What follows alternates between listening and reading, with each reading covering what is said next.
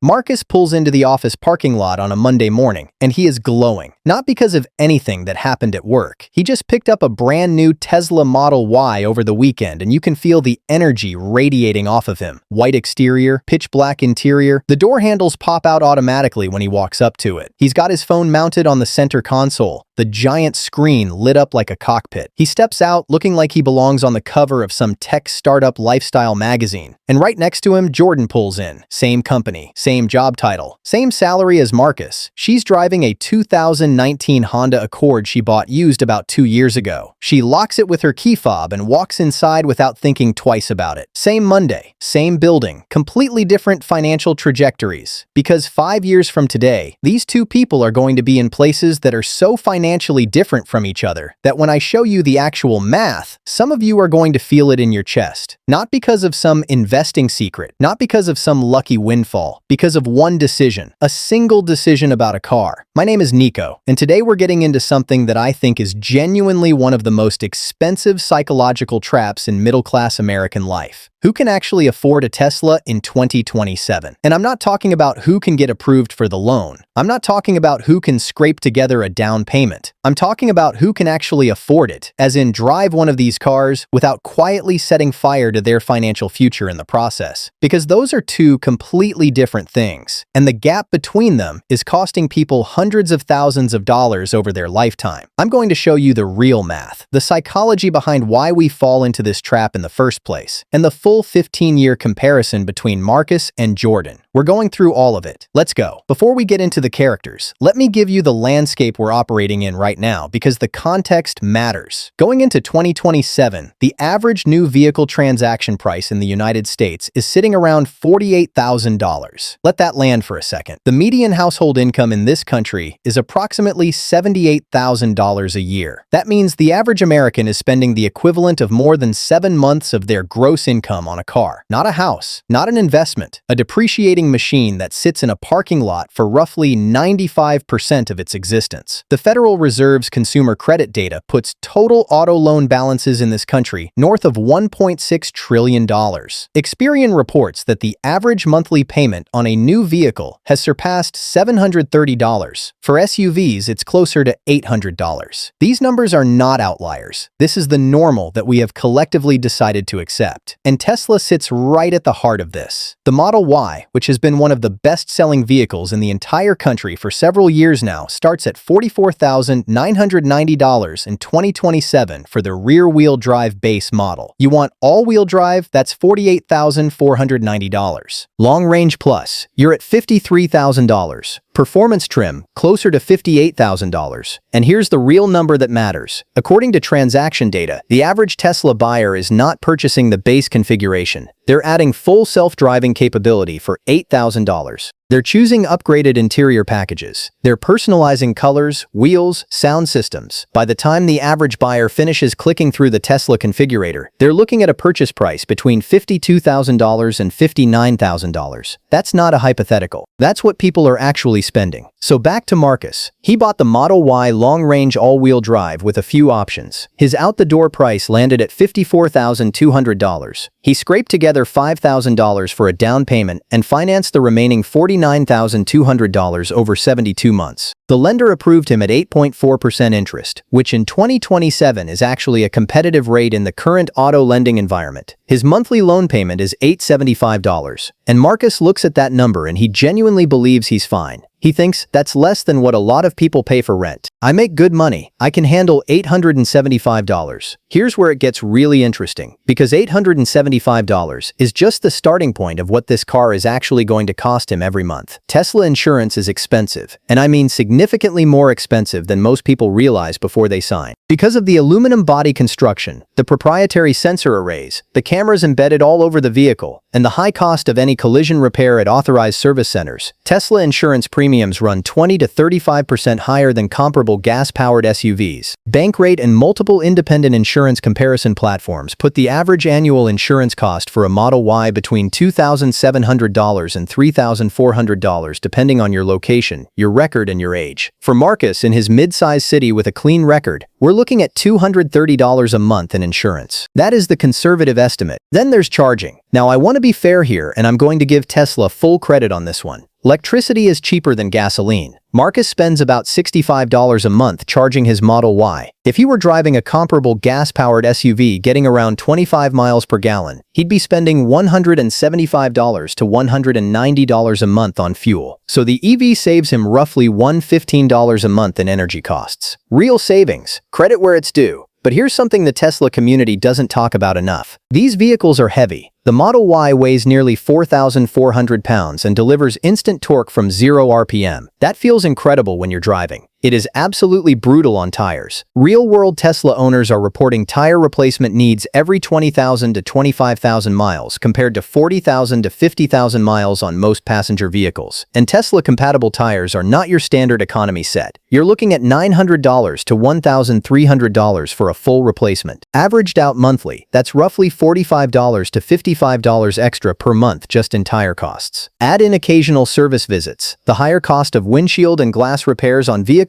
loaded with sensors, and general incidentals and conservative ongoing maintenance for a new Tesla averages about $80 a month over time. Now Marcus also decided to do the full self-driving subscription on top of the hardware he purchased, which adds another $35 a month. Let me show you the math. Marcus's total monthly transportation cost breaks down like this: $875 in loan payments, $230 in insurance, $65 for charging, $80 for tires and maintenance, $35 for the FSD subscription. That is $1,285 every single month. And Marcus brings home approximately $5,050 a month after federal and state taxes and his 401k contribution on his $78,000 salary. That means transportation is eating 25.4% of his take-home pay. Not 10%, not 15%, 25%. The math is brutal, and most people buying these cars have never actually sat down and added it up this way. Now Jordan. She bought her used 2019 Accord EX with 41,000 miles for $16,800. She put $2,500 down and financed $14,300 at 7.1% over 48 months. Her payment is $342 a month. Her insurance is $108 a month. She fills up with gas for about $148 a month. Maintenance and occasional repairs average $62 a month. Her total monthly transportation cost is $660. That is a $625 difference per month between Marcus and Jordan, every single month. Hold on to that number. We are absolutely coming back to it. But before the investment math, I want to spend a minute on what afford actually means, because I think this is where the whole conversation goes wrong culturally. There's a framework that's been used in personal finance for decades called the April 10th 20 rule. Put at least 20% down on any vehicle, finance for no more than 4 years, and keep all transportation costs, including payment, insurance, and fuel, below 10% of your gross monthly income. It's not a flawless universal rule, but it is a solid benchmark. If Marcus wants to keep his $1,285 monthly Tesla costs at or below 10% of his gross income, he needs a gross monthly income of $12,850. That's an annual salary of $154,200. And remember, this is on top of needing $10,840 for a 20% down payment. Marcus makes $78,000. He is less than half the income the April 10th 20 rule suggests he should have before this purchase made sense. Now I know some of you are thinking,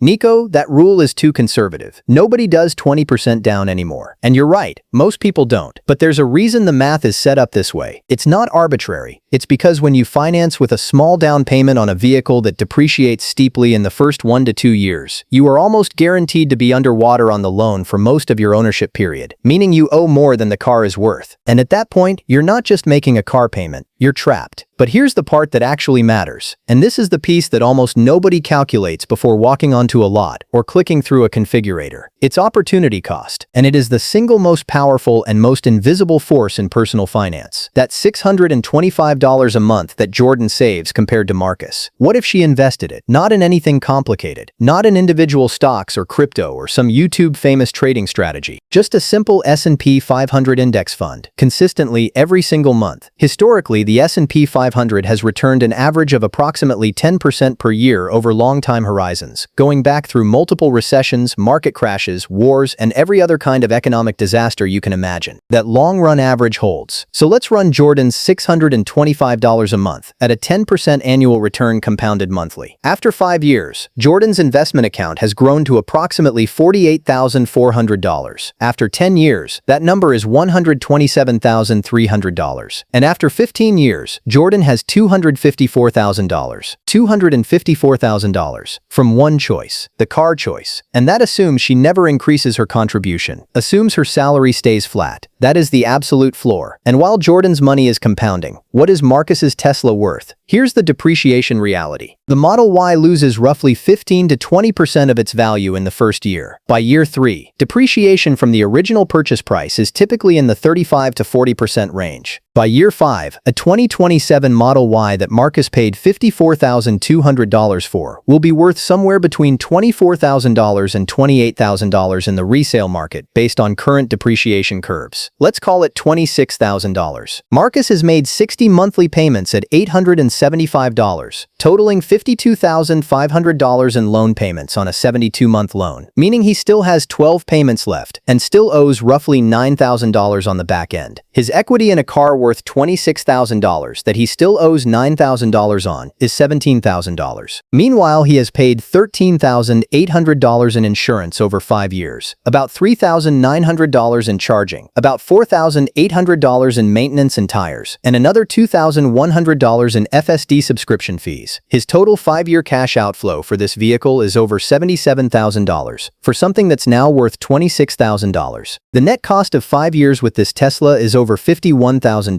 That is $51,000 in value that simply vanished. And that's the crazy part. We don't process cars as the financial instruments they actually are. We think about them as assets because they're physical. They have a number on Kelley Blue Book. They feel valuable. But a car that costs you $77,000 in 5 years and is then worth $26,000 is not an asset. It is a $51,000 lifestyle expense, dressed up in a really attractive package. Let me address the counter-arguments because I want to be fair, and these are genuinely worth acknowledging. The federal EV tax credit in 2027, assuming Marcus qualifies based on his income and the vehicle's domestic battery sourcing requirements, could get him somewhere between $3,750 and $7,500 at purchase. Let's say he gets $4,500. That meaningfully reduces the effective cost. I've already accounted for the $115 monthly fuel savings, and Teslas do genuinely have lower long-term mechanical maintenance than traditional gas vehicles. No oil changes, no transmission service, no exhaust system repairs. Over 5 years, those savings are real, probably $1,800 to $2,500 compared to a gas SUV. All of that is true, and I'm not dismissing it, but even stacking all of those concessions in Marcus's favor, his 5-year net cost remains dramatically higher than Jordan's. And Jordan's investment account is building in the background the entire time regardless. The EV savings don't erase the opportunity cost, they trim it. The math still points overwhelmingly in Jordan's direction. Now let's talk about why Marcus made this choice, because I think this is actually the most important part of this video. And I want to be honest here because I have felt this exact pull myself. We buy expensive cars because of how they make us feel, and specifically how they signal something about us to other people. There's a concept in behavioral economics called conspicuous consumption, first described by economist Thorstein Veblen more than a century ago, and validated repeatedly in modern research. The idea is that a significant portion of what we spend money on is not about utility. It's about broadcasting status. And a Tesla in 2027 is an extraordinarily efficient status signal. It says I'm financially successful, I'm forward-thinking, I care about technology and the environment. It's a premium identity package, and it works. People notice, coworkers ask questions. It generates social rewards in real time. And the particularly clever thing about Tesla's entire marketing approach is that they don't really do traditional advertising. The product gets distributed socially through visibility. Every Tesla on the road is a rolling advertisement. And the more that people who want to be perceived a certain way choose this car, the stronger the identity signal becomes. Neuroscientists have studied what they call social comparison reward and found that the brain processes perceived status gains through some of the same neural pathways as physical pleasure. It literally feels good to feel high status. Marcus isn't being shallow, he's being human. But here's what the research actually shows about money and life satisfaction. A landmark study published in the Proceedings of the National Academy of Sciences found that beyond an annual household income of roughly $75,000 to $100,000, additional spending on material goods and status items produces almost no measurable improvement in day-to-day emotional well-being. What has actually moved the needle on reported life satisfaction? Financial security, a sense of forward momentum, freedom from financial anxiety, the exact things Jordan is slowly, quietly building while Marcus makes payments.